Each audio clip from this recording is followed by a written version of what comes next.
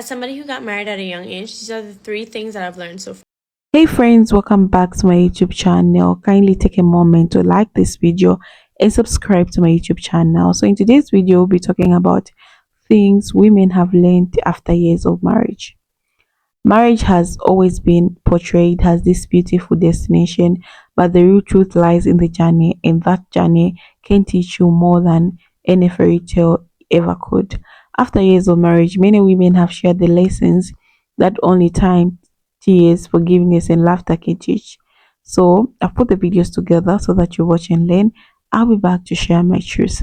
As somebody who got married at a young age, these are the 3 things that I've learned so far. By the way, I've been married for 3 years. First of all, when you're starting a relationship, please do not self-sabotage.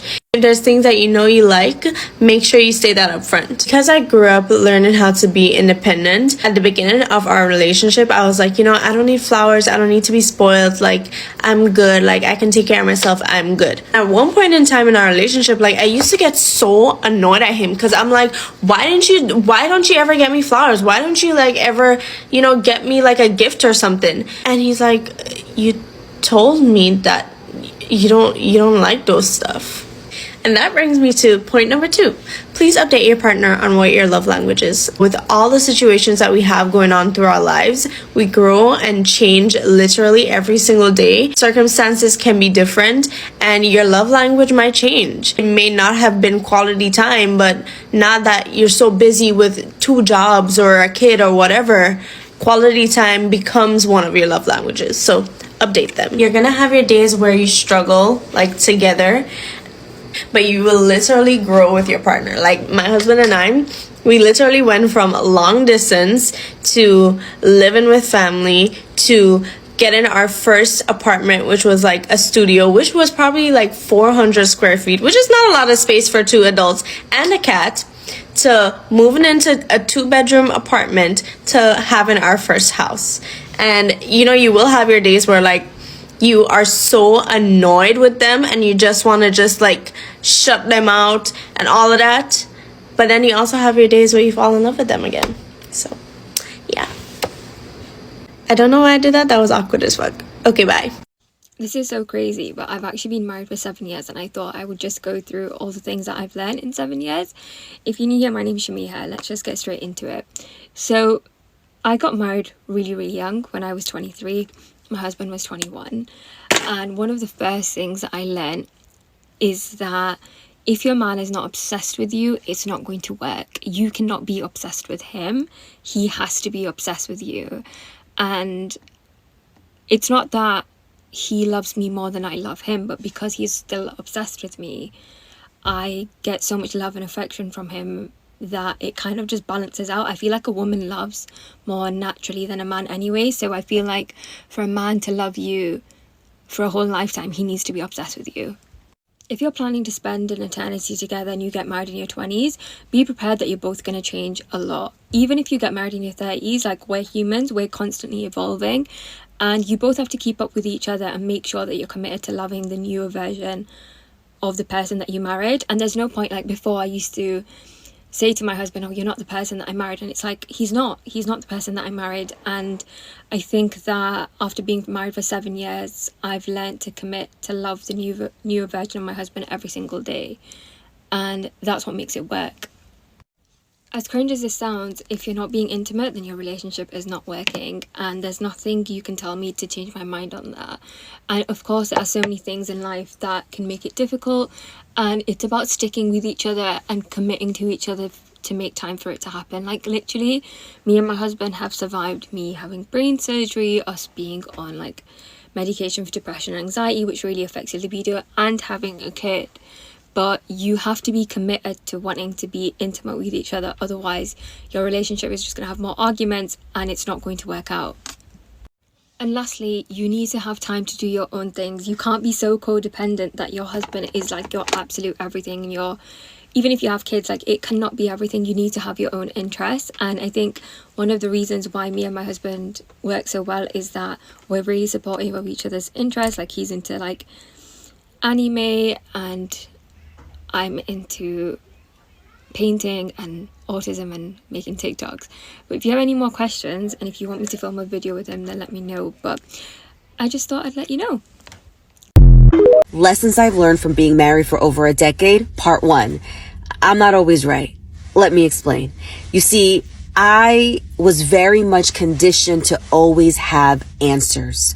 Even before the internet existed, especially as a daughter of immigrants, I was expected to interpret, fill out paperwork, and have answers before I even could Google them. You understand?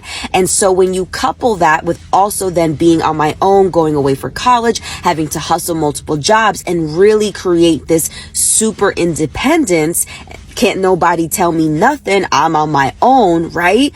Even though I desired a deep partnership with my husband and knew that I wanted to spend the rest of my life with him, the first couple of years were very difficult because I was having to detach and deprogram from the identity that I knew everything, that I always needed to have all of the answers. And what I realized over time is how much that caused not just tension in my marriage, but it also robbed my partner from the opportunity of creating those habits to also be able to chime in, to also not have to walk on eggshells around me, to also give his opinion and really have this true partnership. You understand? Especially if you are in the beginning years of your marriage, you are going to spend a significant amount of time needing to deprogram yourself from the hyper independence, can't nobody tell me anything, because independence will now look different in your relationship. It won't look like you always needing to have all the answers, you always needing to do everything by yourself. Your partner has now arrived. You understand? Y'all are both a team now,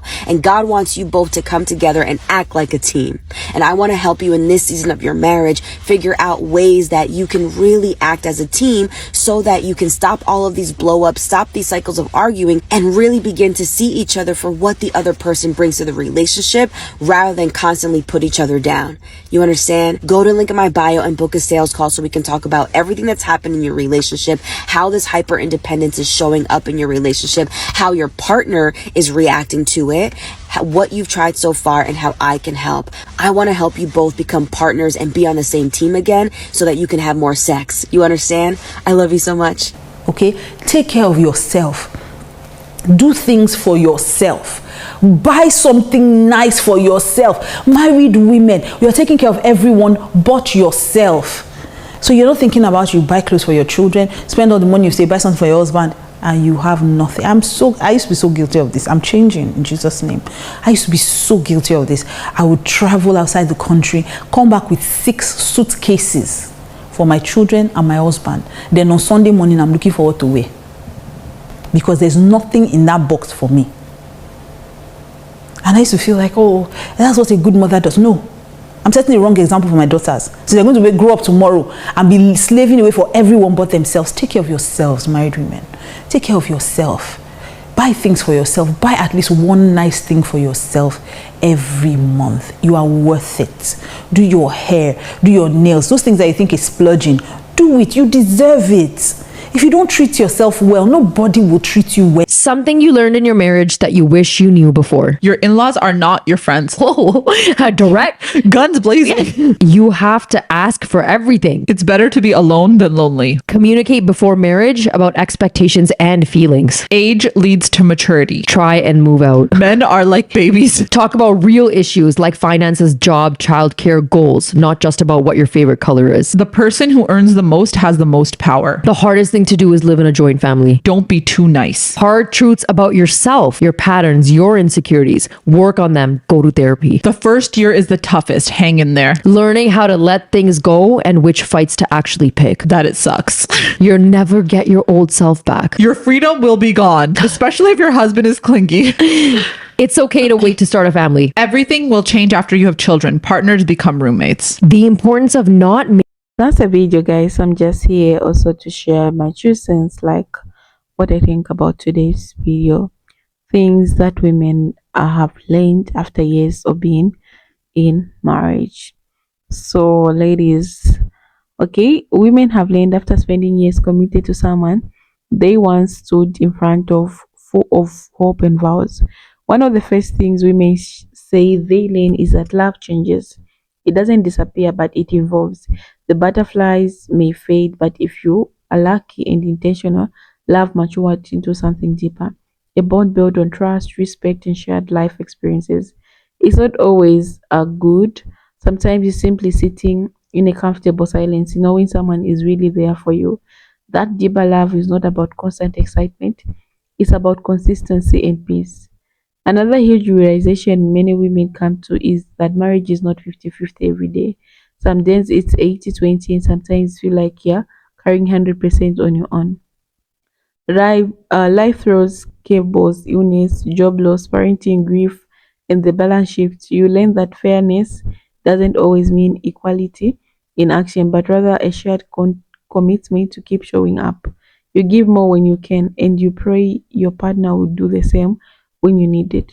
Communication is another skill women say they had to relearn in marriage. Not just talking, but listening, understanding, and sometimes keeping quiet when your ego wants to scream.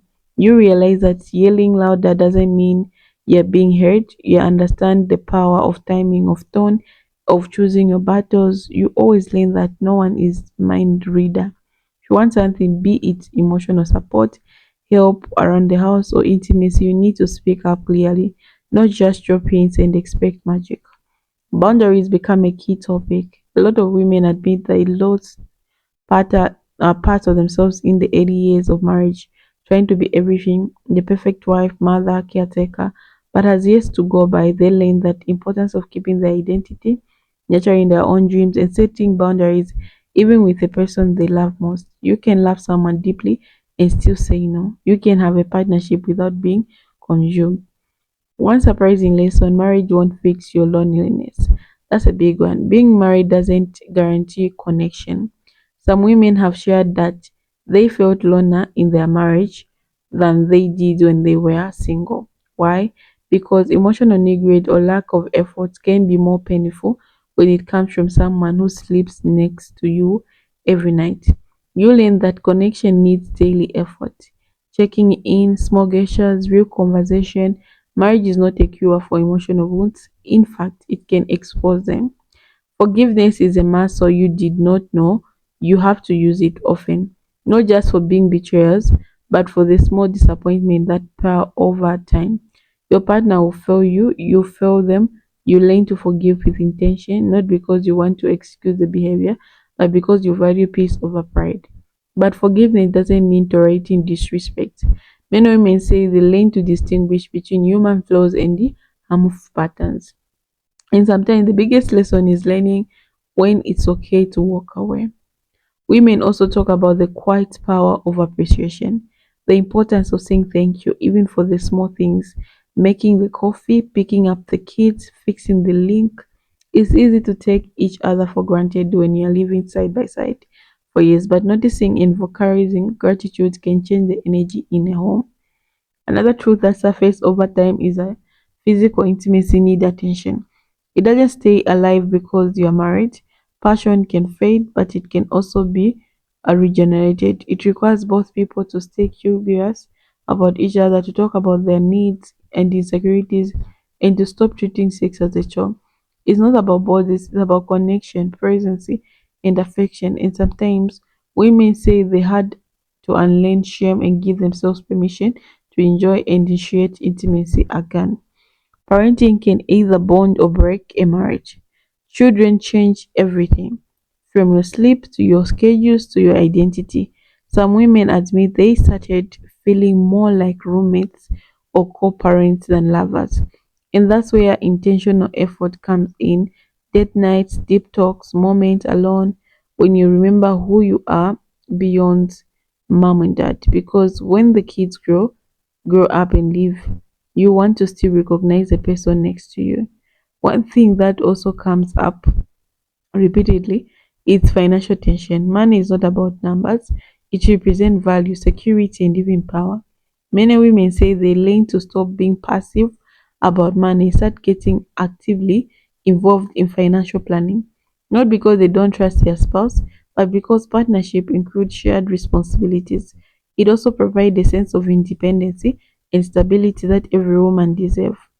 Many women talk about the beauty of growing together or growing apart and how both are okay. Some marriages involve and deepen with time. Others reveal deep incompatibilities that become clear with every passing year. There is no shame in either outcome. What matters is that you stayed honest with yourself and with your partner. Marriage is a journey, not a goal post. And women who have walked that road for decades know that it's a mix of beauty, compromise, sacrifice, healing, and growth. They have cried in bathrooms, laughed out their stomach, cried and kissed foreheads. They have held on during storms and found joy in their ordinary. The biggest lesson they offer is this: marriage doesn't define your worthy, but it can reflect your growth. It teaches you about resiliency, empathy, and self awareness. And in the end, whether your marriage lasts or not, you walk away wiser, stronger, and more grounded in who you are. Okay, so what I can tell you, what I've learned in my years of marriage, because I've been married now for 2 good years. Okay, so one thing I have learned is, first, you have to learn to love yourself. Okay, so don't wait anyone to validate you. First, put yourself first. Okay, and just, don't forget yourself, like always. As much as you are a wife, remember you are, like, you need also to learn to be independent on yourself. You learn to have your own money in case this marriage doesn't work out. Where are you going to work, go to? Okay, yeah, those things happen, so you just have to be financially stable. Make sure you're doing something for yourself. Anything, even if you're business or working, you take a job, it's fine. Okay, another thing is that you have to learn to communicate. Learned me was bad in communication, I tell you, but I had to learn to communicate and listen. Listen to what someone is saying, understand, and now respond. Okay, I think these things has helped me a lot. I have to listen and understand what someone is talking. Then this is when I can respond to them and have time to check in on each other. And when you feel like your love is going down, try to date each other again. It's not all rosy every time, but it's manageable. Like, you have to plan everything. It needs effort. It needs you to be present every time. Yeah, so yeah, that's the video, guys, for today. All I can say is, you guys, you have to take care of yourself. I'll see you in my next episode. All I can say for now is bye bye, guys. See you in my next episode.